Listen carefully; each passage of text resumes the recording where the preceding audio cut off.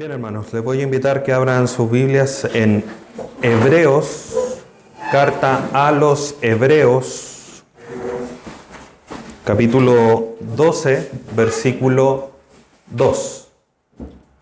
Hebreos, capítulo 12, versículo 2.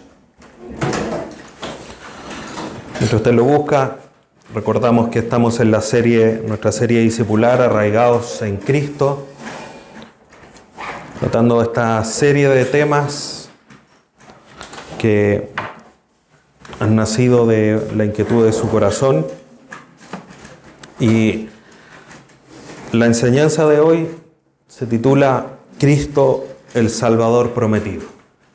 Cristo el Salvador prometido. Hebreos capítulo 12, versículo 2. Dice así la palabra de nuestro Dios. Puesto los ojos en Jesús, el autor y consumador de la fe, el cual por el gozo puesto delante de él sufrió la cruz, menospreciando lo oprobio, y se sentó a la diestra del trono de Dios. El cual por el gozo puesto delante de él sufrió la cruz. Oremos. Padre Santo, te damos gracias en esta mañana por este día, por poder escuchar una vez más tu palabra, mirar a Cristo como aquel Salvador prometido que fue inmolado antes de la fundación del mundo y que hoy día abrazamos en fe para que sea nuestro Salvador. Pero por supuesto que tu palabra nos enseña mucho más de Él. Hoy día queremos conocer, aprender, recordar un poco más del ministerio, la vida de nuestro Salvador Jesús, para afianzar, acrecentar nuestra fe en Él y también conocer lo que tú revelas de Él a través de tu palabra. Te damos gracias en esta mañana, te rogamos tu dirección, que en todo podamos glorificar tu nombre y por supuesto que una vez más nuestro corazón, nuestra vida, nuestra mente se haga de este culto transformada para la gloria de tu nombre. Te damos gracias y te rogamos todo esto a través de tu Hijo, nuestro Salvador Jesús. Amén. Amén. Cristo, el Salvador prometido. La semana pasada, hermanos, veíamos qué es lo que significaba ser salvo. Y cuando hablamos de salvación no podemos separar, no podemos divorciar a Cristo de la salvación. Cristo es, por decirlo así, el actor principal de nuestra salvación. Él hace posible lo que para nosotros era imposible. Para nosotros salvarnos era algo que era inalcanzable, pero a través de la obra de nuestro Señor Jesucristo, a través de la obra de Cristo en la cruz, nosotros hoy día podemos ser salvos. Dicho de otra manera, no podíamos ser salvos por nosotros mismos. Necesitábamos que, en este caso, el eterno Hijo de Dios viniese a hacer la obra que nosotros no podíamos hacer. Entonces es necesario, hermanos, como la misma Escritura lo menciona, poner nuestra fe en el Señor Jesús. Y gracias a Dios que nosotros ya lo hemos hecho. Esa es nuestra esperanza, esa es nuestra fe, nuestra convicción. Pero también es cierto que a través de conocer la revelación de Dios en las Escrituras, nuestra fe aumenta. La fe viene por el oír y el oír por la palabra. Por lo tanto, la fe no solamente viene para creer, sino que nuestra fe se acrecienta, se hace más sólida en la medida que escuchamos lo que Dios ha dicho a nosotros a través de su revelación. Entonces, hoy día vamos a caminar a través de la vida de Jesús, analizando un poquitito eventos muy significativos en la vida de Jesús y que por supuesto para nosotros tienen que ser también relevantes. Y a modo de introducción quiero que imaginen a una persona atrapada en un pozo donde las paredes lisas, impiden poder escalar, no hay cuerdas, no hay escaleras. Por lo tanto, la persona que esté en la profundidad del pozo, por más que intente escalar, siempre va a terminar cayendo, va a poder quizás lograr subir un par de metros, pero posteriormente va a caer hasta el fondo, va a gritar pidiendo ayuda, pero nadie le va a escuchar porque la profundidad del pozo lo impide. Haciendo la raya para la suma, como se dice, es imposible que pueda salir solo. Es un ejemplo similar al que veíamos la semana pasada con aquella persona que caía al río y que no podía ser rescatada, o sea, no podía salir por sus propios esfuerzos. Su promesa de ser mejor persona no la rescataban del río. En este caso, esta persona es imposible por su propio esfuerzo salir del pozo. Y esa es nuestra vida delante de los ojos de Dios. Delante de los ojos de Dios nosotros no podemos hacer nada, estamos en un pozo, no podemos escapar de él por nuestras propias fuerzas, por más que lo intentemos, nuestras buenas obras, la religiosidad, en nuestro buen comportamiento, nada de eso nos ayuda para poder salir del pozo. Nada de estas buenas obras, religiosidad, esfuerzos morales pueden ser un peldaño de una escalera que nos permita salir. Pero hay una buena noticia. Dios no nos dejó en ese pozo. Dios dio una salida para que saliéramos de ese lugar. Él envió a su Hijo, nuestro Señor Jesucristo, descendió a lo profundo del pozo para rescatarnos, haciendo lo que para nosotros era imposible.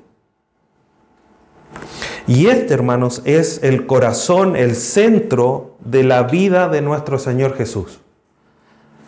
Desde Belén hasta el sepulcro, vacío por supuesto, Él vino a hacer para lo que nosotros era imposible, salvarnos cuando no podíamos salvarnos. Y la venida de nuestro Señor Jesús a la tierra, en su encarnación, desde la eternidad a esta vida terrena, finita, limitada por el tiempo, tuvo ese propósito: venir a rescatarnos, venir a salvarnos de donde nosotros no podíamos salvarnos. Y ese, como les digo, es el centro, es el corazón del ministerio del Señor Jesús. Por lo tanto, vamos a, como les decía, vamos a analizar, vamos a escarbar un poco más en aspectos importantes del ministerio de nuestro Señor Jesucristo. Y lo primero es su nacimiento. Para poder saber, o sea que lo primero que tiene que haber sucedido para que Cristo estuviese en la tierra, tiene que haber sucedido obviamente su nacimiento. Y recordamos que, como dice su palabra, es Dios con nosotros, su encarnación. Y quiero invitarles que no vamos a leer todos los pasajes que están, ustedes los tienen en sus notas, pero vamos a leer Juan capítulo 1, versículo 14.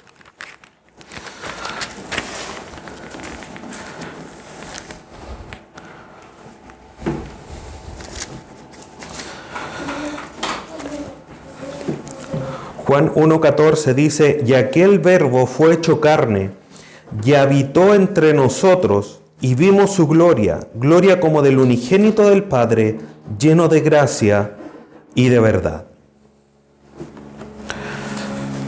Y este fue nuestro Señor Jesús. La única forma de que nosotros podríamos ser salvos es que se entregase la vida. Y eso lo vemos a través de muchas ilustraciones del Antiguo Testamento, donde debía haber derramamiento de sangre para la expiación de los pecados. En este caso, recordando las palabras de Juan el Bautista, cuando vio a Jesús, él dijo: he ahí el Cordero de Dios que quita el pecado del mundo. Y este Cordero de Dios, dado por Dios, vino a nacer, se hizo carne, como dice el texto, y aquel Verbo fue hecho carne y habitó entre nosotros. Este Verbo se hizo igual que nosotros, se acercó al mundo caído, se acercó a aquellos que no podían salvarse. Dicho de otra manera, Dios se acercó a un mundo que era incapaz de alcanzarlo a Él. Y eso, hermanos, nos muestra tantas cosas, pero partiendo por esa gracia de parte de Dios, esa humildad. Él no tenía por qué acercarse a nosotros, nosotros le habíamos ofendido, nosotros habíamos faltado a Él, pero Él se acerca a nosotros para rescatarnos, para alcanzarlos. Por lo tanto, hermanos, la salvación no nace de abajo hacia arriba, de un esfuerzo humano para alcanzar a Dios, sino que nace desde Dios hacia nosotros. Él se acerca. El Verbo de Dios se hizo carne. No nosotros nos hicimos espíritu para llegar ante Dios. Dios es con nosotros. Cristo, hermanos, no vino solamente a nacer para ser un buen ejemplo, ser un buen maestro, un excelente profeta, un ejemplo a seguir.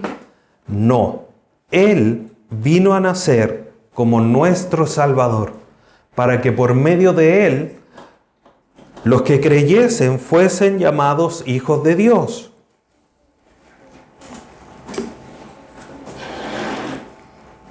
Como dice Juan 1:12, 2 versículos más arriba, dice: mas a todos los que le recibieron, a los que creen en su nombre, les dio la potestad de ser hechos hijos de Dios. Entonces Cristo no vino solamente a nacer para mostrar cómo es que se hacen las cosas, cómo es que se vive según la voluntad de Dios, sino que vino a vivir según la voluntad de Dios para ser nuestro Salvador. Y ahí encontramos ese hermoso nombre que se le da a nuestro Señor Jesús, uno de varios: Emmanuel, Dios con nosotros. Él se acercó, Él vino. Entonces nosotros, hermanos, estábamos perdidos, éramos incapaces de buscarle a Él, y Él vino a buscarnos. Debemos sentirnos dichosos, privilegiados, y a través de eso agradecidos. No había ningún camino que nosotros pudiésemos construir para llegar a la salvación. Dios puso el camino. Y por eso nuestro Señor Jesús, aquí en Juan 14:6, dice: yo soy el camino, la verdad y la vida, y nadie va al Padre si no es por mí. Porque Él es el camino, no hay otro. Él es el único camino. Y el camino se empezó a mostrar, a construir a través del nacimiento de nuestro Señor Jesús. Atanasio de Alejandría dice: la encarnación no consiste simplemente en que Dios se hizo hombre, sino en que Dios se hizo hombre para salvar a los hombres. Y esto, que puede sonar muy sencillo, muy básico, es la realidad, hermanos. Muchas veces a nosotros se nos olvida poner los apellidos correctos a ciertas situaciones. Jesús se hizo hombre. Sí, pero se hizo hombre para venir a salvar hombres. No solamente se hizo hombre. Él vino a dar su vida por nosotros.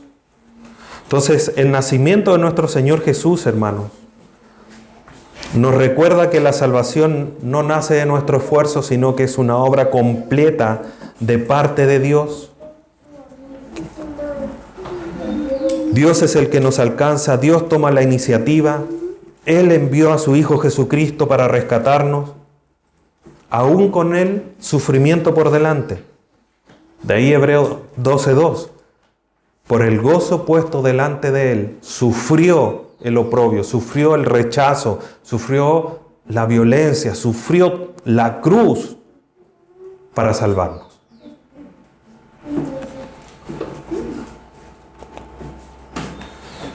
María, José, quienes les tocó la dicha de ser sus padres terrenales, recibieron al Señor Jesús en esa orden cuando se le apareció el arcángel, con fe y con obediencia. Quizás José con un poco de dudas, pero hubo fe, hubo obediencia. Nosotros hoy estamos llamados, hermanos, a recibirlo y a depender completamente de nuestro Señor Jesús en todos los aspectos de nuestra vida. Agustín de Hipona decía o escribía: el Hijo de Dios se hizo Hijo del hombre para hacer a los hombres hijos de Dios.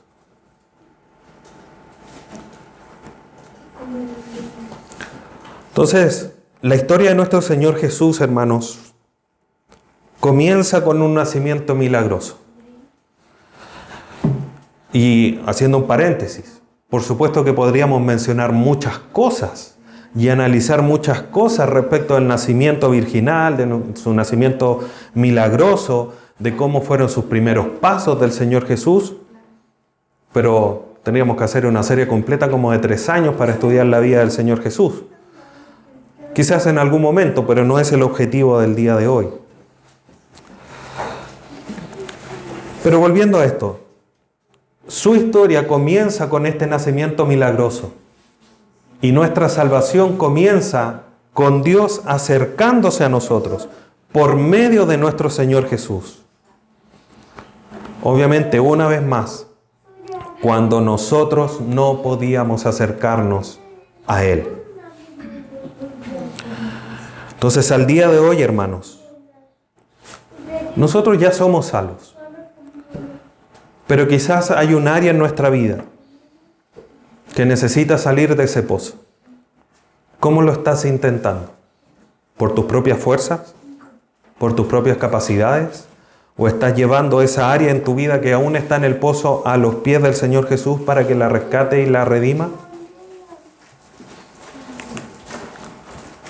¿Cómo afirma, cómo te recuerda, cómo quizás te anima el recordar que Dios fue el que tomó la iniciativa para venir a salvarte?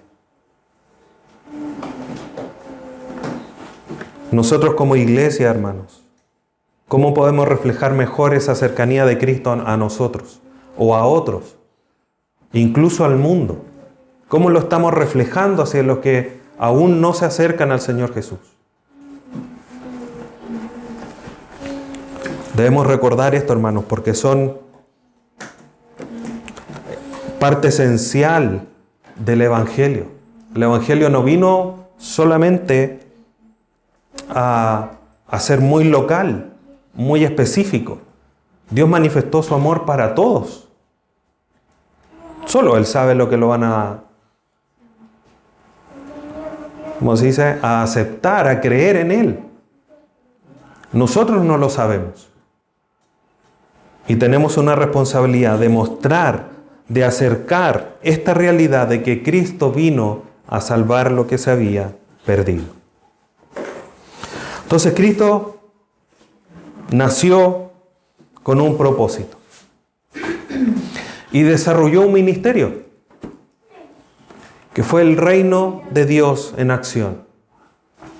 Él se acercó y Él vino a obrar durante su ministerio público aproximadamente 3 años, que es lo que se estima, desde que fue bautizado hasta cuando entregó su vida en la cruz. Obviamente hasta los 30 años no tenemos información bíblica de qué es lo que hizo, qué es lo que no hizo. Es algo que quizás sabremos cuando lleguemos a la eternidad, pero para nuestra salvación lo importante y lo relevante ocurre en su ministerio público. Y para eso quiero que Vayamos a Lucas, Evangelio de Lucas 19:10.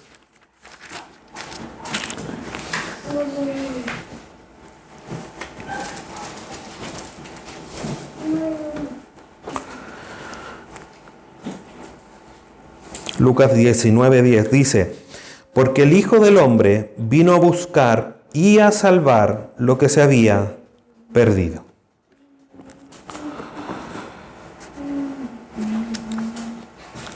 Sin lugar a duda, hermanos, que esto es una realidad. Ya lo mencionamos en varias ocasiones.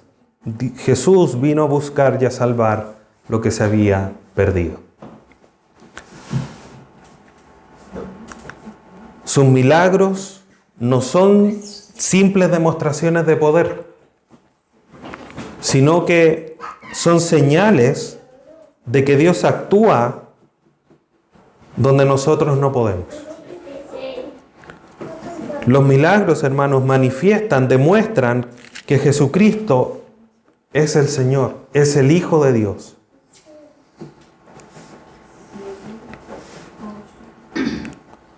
Las demostraciones de poder manifiestan que Él vino a cumplir la palabra de Dios.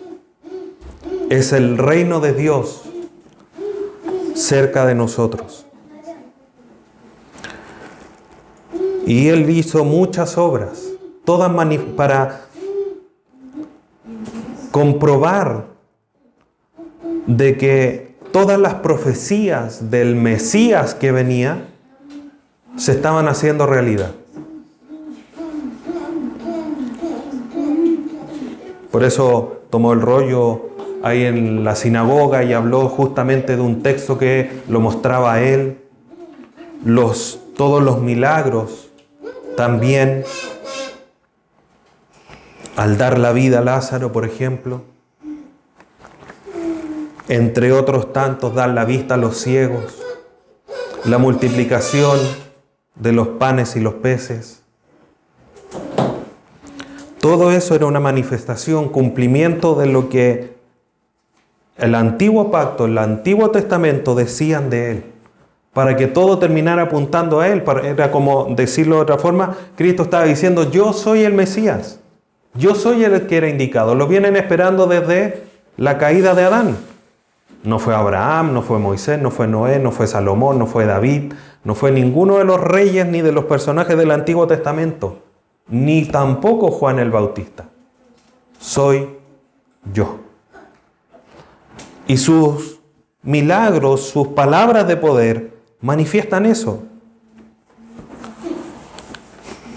Por lo tanto, hermanos, el reino de Dios es un regalo. Nosotros no hicimos nada para obtenerlo, no hicimos nada meritorio para que Dios lo enviara, ni nada para conquistarlo. Dios lo envió como un regalo de gracia. El pueblo de Israel, hermanos, esperaba un rey. Ellos estaban cautivos, estaban con el imperio romano en la época del tiempo de Jesús. Estaban con el imperio romano encima. Obviamente me refiero como a esa imponiendo su poder en el territorio. Por lo tanto, el pueblo esperaba un rey político, un rey que los viniera a liberar. Pero Dios envió un rey, pero desde el punto de vista espiritual, que los vino a rescatar y a liberar, no del cautiverio o del poderío del imperio romano, sino que del poderío y de la esclavitud del pecado. Y ese fue el Señor Jesús. Nosotros no podíamos construir un reino y decirle: Cristo, ahora puede venir, siéntate en el trono. Cristo vino, inauguró el reino para nosotros terrenalmente y nos llamó a participar de él. John Piper dice: el reino es el gobierno soberano de Dios en acción para redimir un pueblo y renovarlo todo.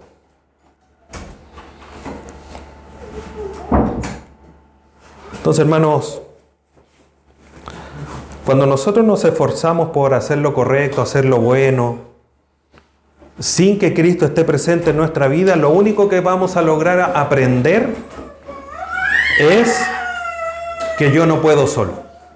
Lo único que puedo comprender a través de eso es que yo no puedo solo. Y el mismo Señor Jesucristo lo dice: separados de mí, nada podéis hacer. Solo su gracia abre la puerta para que por medio de Él podamos entrar en el reino que Él mismo ha establecido.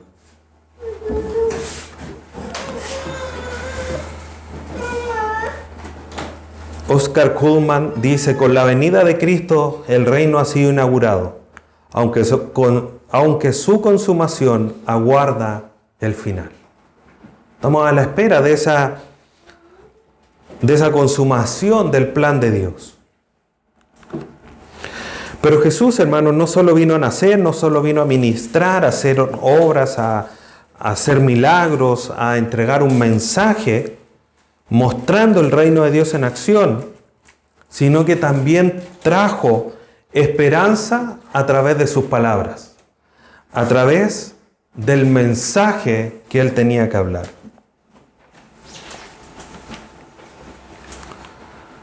Entonces encontramos esas palabras de vida eterna que solamente Él puede entregar. Volvamos a Juan, capítulo 6, versículo 63.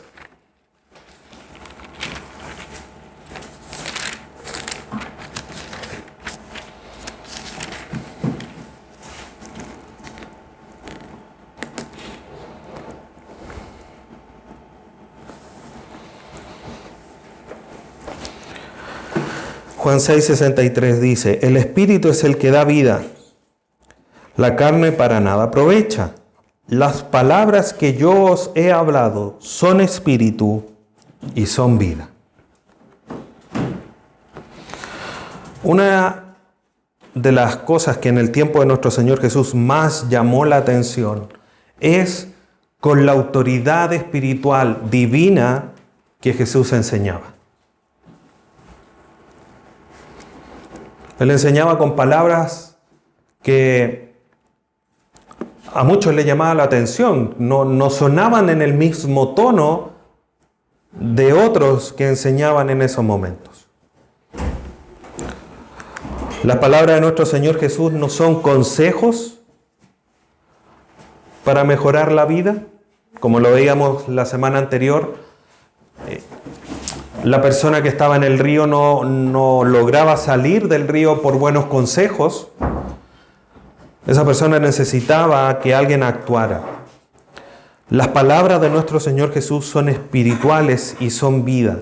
Son la revelación de Dios para nosotros, de la voluntad de Dios para nosotros. Y son palabras que nos dan vida eterna, donde nuestras ideas, nuestra filosofía, nuestros conceptos no bastan. Su palabra es suficiente. Su palabra es todo lo que nosotros necesitamos.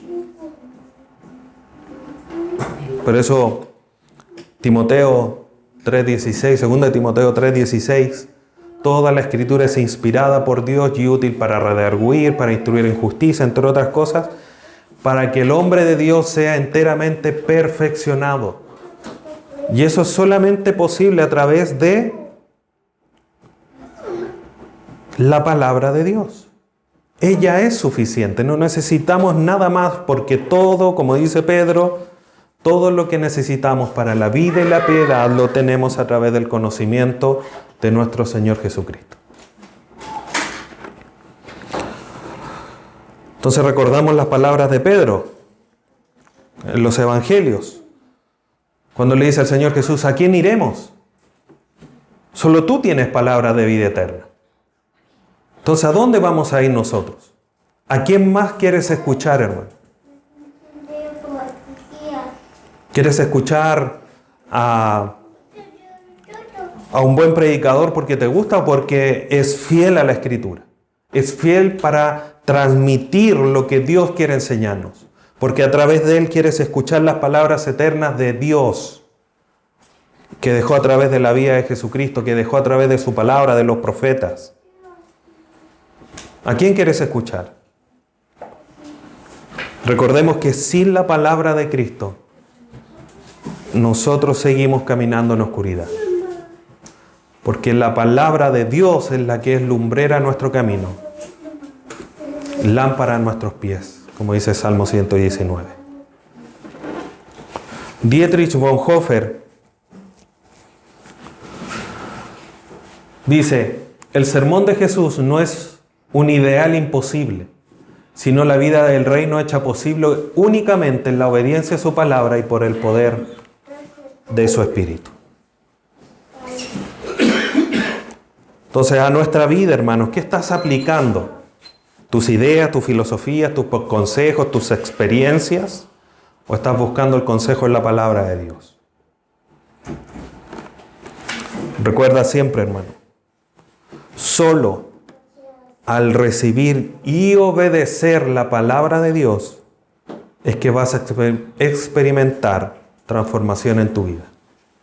Si hay un área en tu vida que necesita ser cambiada y no lo has podido hacer, solamente es posible hacerlo al tener la palabra de Dios y obedecerla.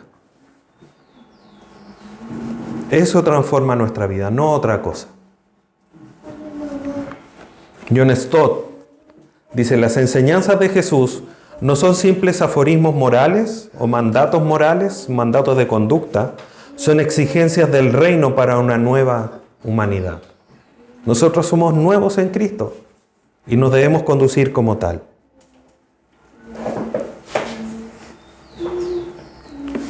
¿Qué enseñanzas de Jesús te resultan más difíciles de obedecer, de seguir en tu vida? ¿Qué voces estás escuchando o de qué voces estás dependiendo más que de la palabra de Dios?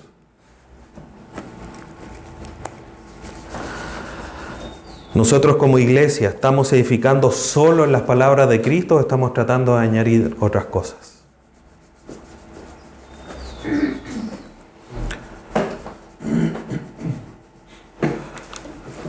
En medio de su ministerio, Cristo no solo actuó con poder, habló también con autoridad, dándonos palabras de vida eterna. Pero eso no era suficiente, había un costo que había que pagar. Porque esa era la voluntad de Dios. Porque la paga del pecado es muerte.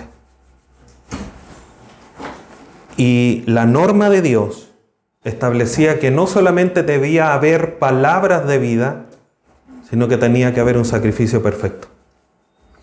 Entonces Cristo nació, tuvo su ministerio, trajo palabras de vida eterna, pero también Cristo fue a la cruz y hizo ese sacrificio perfecto.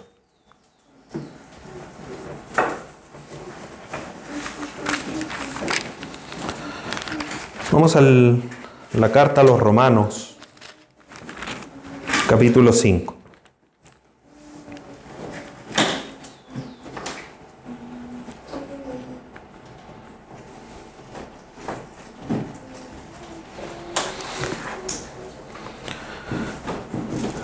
Del 6 al 8. Romanos 5, del 6 al 8. Dice: porque Cristo, cuando aún éramos débiles, a su tiempo murió por los impíos. Ciertamente apenas morirá alguno por un justo, con todo pudiera ser que alguno osara morir por el bueno. Mas Dios muestra su amor para con nosotros, en que siendo aún pecadores, Cristo murió por nosotros.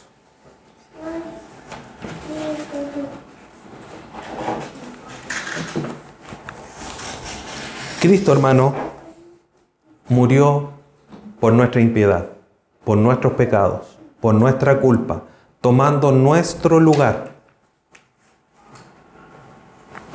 nosotros estábamos muertos en delitos y pecados, como dice Efesios 2. Nosotros en esa muerte espiritual estábamos completa y absolutamente incapacitados de salvarnos.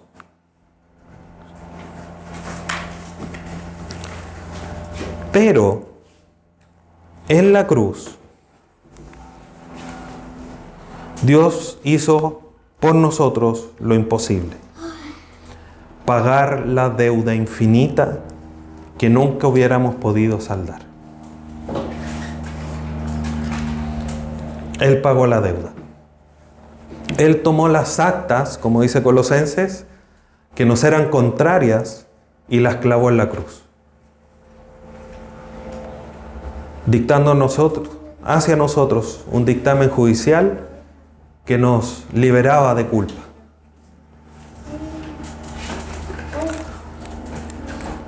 Por eso veíamos la semana pasada, parte de lo que significa ser salvo significa ser justificado, hecho justo. Ya no hay culpa. Dice Romanos, para los que estamos en Cristo ya no hay condenación. Porque estando en Cristo, hermano, ya todas las culpas, las actas que nos eran contrarias, esa deuda que había, que decía deudor Javier, deudor Germán, Rosy, Rosita y todos los que estamos aquí, fueron clavadas en la cruz con nuestros nombres, y en Cristo Jesús ya no hay deuda que saldar. Porque la deuda, el pago que había que pagar por nuestros pecados, que era la muerte, lo hizo Cristo. La cruz, hermanos, no es un plan alternativo. No es como era el plan B por si acaso el otro no resultaba. Era el corazón de la salvación. Porque sin derramamiento de sangre no hay perdón de pecado. Mi pecado, mi condena, mi orgullo fueron clavados allí. Cristo llegó a la cruz por tu pecado, por tu orgullo, por tu deuda delante de Dios. Pero Dios, que es grande en amor, dio a su Hijo por nosotros. John Stott dice, lo que nosotros no podíamos hacer, Cristo lo hizo en nuestro lugar.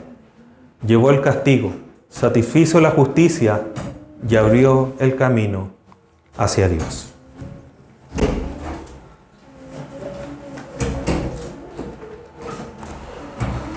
Entonces a la cruz, hermanos, nosotros no tenemos que añadir nada.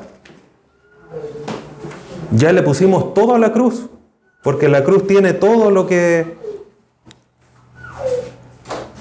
nosotros éramos, nuestras culpas, nuestros pecados.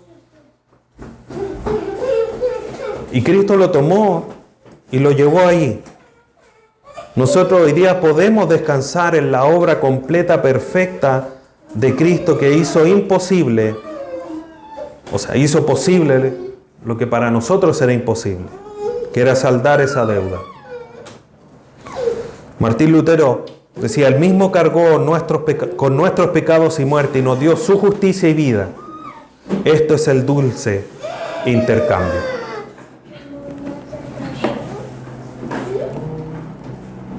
Entonces, ¿cómo estamos viviendo hoy día, hermanos? ¿Estamos viviendo conscientes de la cruz de Cristo?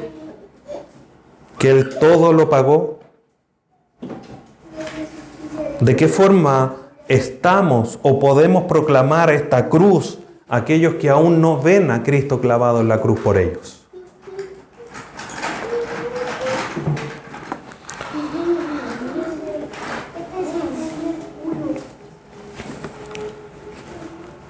Sin embargo, su ministerio y enseñanzas apuntaban a un clímax, a un punto máximo. Y esa era la cruz, donde Dios mismo haría por nosotros lo que jamás podríamos hacer por nuestra cuenta. Pero la historia no termina ahí, porque Cristo no nace, tiene su ministerio, da palabra de vida eterna y después muere. Si la historia terminara ahí, todo lo que estamos haciendo es en vano. Hay un punto final.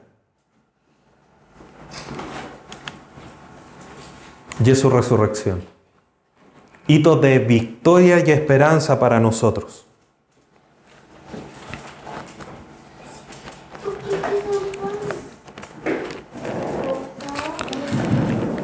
Vamos a Mateo 28.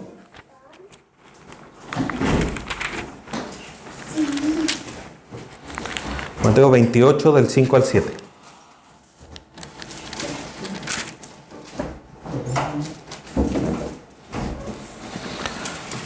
Mateo capítulo 28 versículos 5 al 7 dice: Mas el ángel respondiendo dijo a las mujeres: No temáis vosotras, porque yo sé que buscáis a Jesús, el que fue crucificado. No está aquí, pues ha resucitado como dijo. Venid, ved el lugar donde fue puesto el Señor. E id pronto y decid a sus discípulos que ha resucitado de los muertos, y he aquí va delante de vosotros a Galilea, allí le veréis, he aquí os lo he dicho. Hermanos, sin la resurrección de nuestro Señor Jesús, todo el Evangelio es vano y nosotros seguiríamos en pecado, ajenos al perdón de Dios. Porque era necesario vencer la muerte. Porque, ¿qué sentido tiene pagar una deuda con mi muerte si después es como un sinsentido? Pago lo que debía, pero después no puedo disfrutar de haber salido de la deuda. De cierta manera creo que todos, en mayor o menor medida, cuando terminamos algún crédito de la casa, del vehículo o de alguna cosa que hemos comprado, nos alegramos de, hoy por fin terminé de pagar esto. Imagínense pagar delante de Dios el costo de mi pecado, pero muero y después no puedo disfrutar de haber terminado la deuda. Cristo venció la muerte, no solamente pagó por nuestros pecados, venció la muerte, resucitó para que hoy día nosotros tengamos esperanza. Una esperanza no solamente de ver que nuestra deuda haya sido pagada, sino que vamos a poder disfrutar de una manera plena en la eternidad de esa deuda saldada.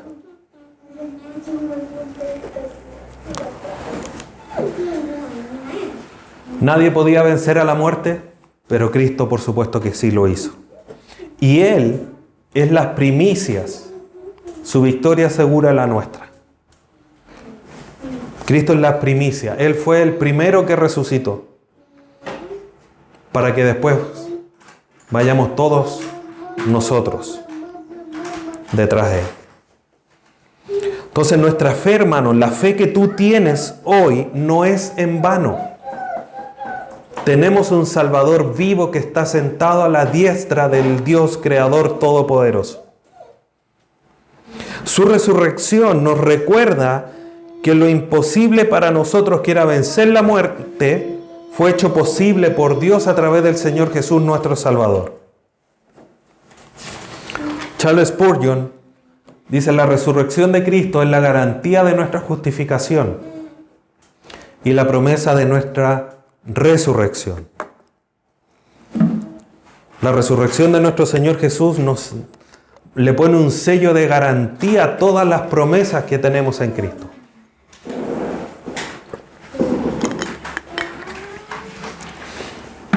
Al día de hoy, hermano, ¿estás viviendo sin temor porque tu futuro está asegurado? ¿O aún vives con miedo? Miedo a que nadie te saque de la profundidad del pozo. Nuestras esperanzas no dependen de nuestros logros. Y aunque humanamente eso no nos gusta, qué bueno que no sea así. Porque si dependiera de nosotros, quizás, ¿dónde estaría? ¿Olvidada en algún lugar? ¿Gastada quizás en otra cosa? ¿Llena de polvo en algún lugar? Nuestra esperanza está en Cristo, que ya venció y que hizo absolutamente todo. John Owen dice: la resurrección de Cristo es la corona de su obra redentora. Sin ella, todo lo demás habría quedado incompleto. Entonces, todo lo que hemos visto, el nacimiento, las palabras, el ministerio, no termina todo en la cruz como un triste final.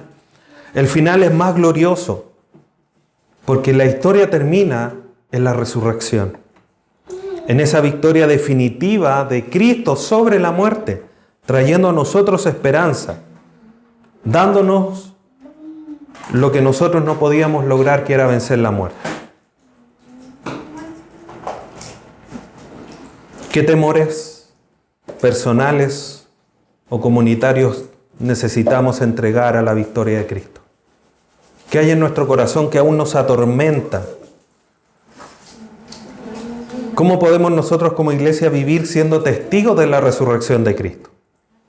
Llevando esa esperanza a aquellos desesperanzados. Entonces, hermanos, para ir concluyendo, al recorrer la vida de Cristo vemos cómo Dios actuó en cada etapa para sacarnos del pozo. ¿Qué vemos? Primero, en su nacimiento Dios se acercó. Se acercó al pozo donde nosotros estábamos. En su ministerio, Él nos buscó. En sus enseñanzas, nos habló. En su muerte, nos rescató. Y en su resurrección, nos da la victoria.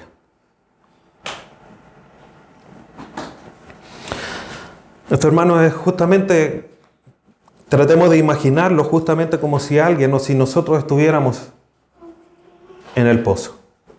Alguien llega al lugar donde está el pozo, busca el pozo, habla en el pozo diciendo: ya llegué. En su muerte, Él desciende hasta lo más profundo donde nosotros estábamos, y en su resurrección, nos levanta con esas cuerdas de amor y nos saca a la superficie.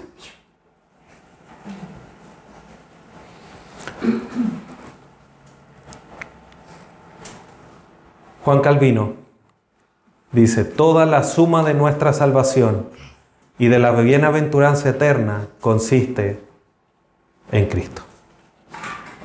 Todo lo tenemos en Él, hermanos. Entonces quiero que volvamos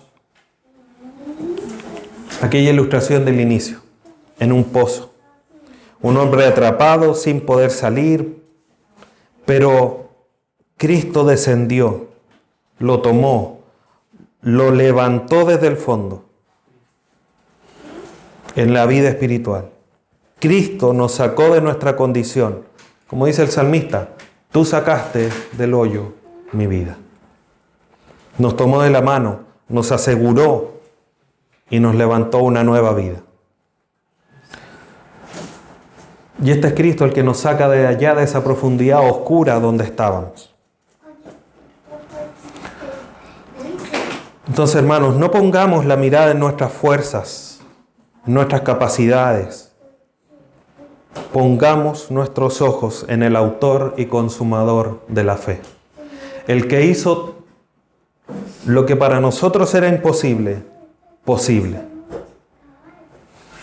Allí, hermanos, donde yo no puedo, Él ya pudo y lo venció y lo hizo. Y es por su ministerio, por sus obras, el que hoy día yo puedo vivir confiado, tranquilo, reposado, con esperanza, con una esperanza que no avergüenza. Entonces, cuando vemos la vida de Cristo, vemos un solo hilo, un solo tema conductor. Dios hizo lo imposible en cada etapa para sacarnos del pozo en el que no podíamos salvarnos por nosotros mismos. Y ese es nuestro Señor Jesucristo. Para nosotros, nos encontramos con Él y nos fuimos enterando en nuestro caminar de esta obra. Pero este Salvador es un Salvador prometido de parte de Dios. Desde el inicio de la creación, porque vendrá uno que la serpiente herirá en el calcañar, pero Él le herirá en la cabeza, quitándole toda autoridad, venciendo la muerte, que era el peor enemigo, el arma más horrible que Satanás tenía. Jesucristo la venció. Hoy día nosotros, hermanos, podemos estar seguros en esa obra. Voy a invitar que incline su rostro y demos gracias a nuestro Dios por este Salvador prometido. Padre Santo, te damos gracias en esta hora. Te bendecimos, te agradecemos por la gran obra que hiciste a través de nuestro Salvador Jesús, por cumplir tu promesa de enviar a aquel que iba a venir a solucionar el gran problema de la caída en pecado que entró por el pecado de Adán y Eva. Hoy día en Cristo estamos seguros porque Cristo ya hizo todo. Y te damos gracias, Dios amado, por su vida, su ministerio, sus palabras, que al día de hoy, casi después de 2000 años, hoy día nosotros podemos, Padre Santo, escuchar, atesorar, abrazar con fe y mirar quizás desde el borde a las profundidades del pozo en el que nos encontrábamos, agradecidos por esa obra tan grande que hiciste a través de nuestro Señor Jesús. Te damos gracias en esta mañana, te bendecimos y que este breve recordatorio de todo lo que Jesús hizo siempre quede haciendo vida en nuestro corazón, en nuestra mente, para, así como nosotros fuimos rescatados, también rogar por otros, para que también sean rescatados de la profundidad del pozo. Te damos gracias en esta mañana, te bendecimos, lo hacemos a través de nuestro Salvador Jesús. Amén. Amén.